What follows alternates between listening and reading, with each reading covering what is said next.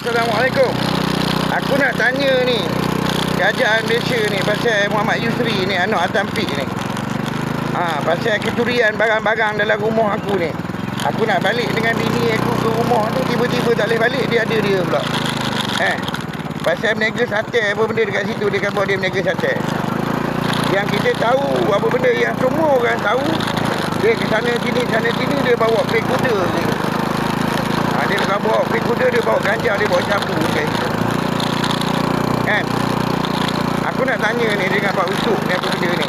Dia pernah kena tangkap tau dengan kereta Korea Body, kereta kerajaan bagi. Yang si Mazhar ambil kereta tu tak? Ada cerita dia ke pasal satu app guna sama kerajaan ni pasal 230 juta kan. Kita nak minta yang Mazhar ni untuk kira balik isytihar kita dia tu, yang dia fikir tu, yang dekat sini ni, yang Yusri ni, dia ada cerita dia, ada penggulungan kes dia. Tadi aku tengok motor aku yang hilang dekat situ. Motor aku, kain baju aku yang hilang dekat situ dia pakai hari ni. Dia pakai tau. Yang kasut aku tu aku belikan untuk bini aku Fika ni, anak ni. Kasut boot ni. Sebab kita pergi ke satu tempat macam fashion week lah, macam pakaian apa boleh.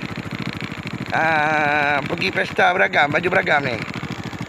Pesta pakaian Ultraman lah kadang-kadang tu kan. Anime lah kan. Dekat situ aku nak tanya benda tu kan. Ada siapa-siapa tahu tak macam mana unit etiologi dia, metodologi dia, dia punya metafora dia. Kalau skemologi tu aku dah tahu dah. Dia akan cerita, dia akan babik, dia akan buat cerita kono, dia akan jumpa pembomohan tu, dia akan bagi tahu doktor tu.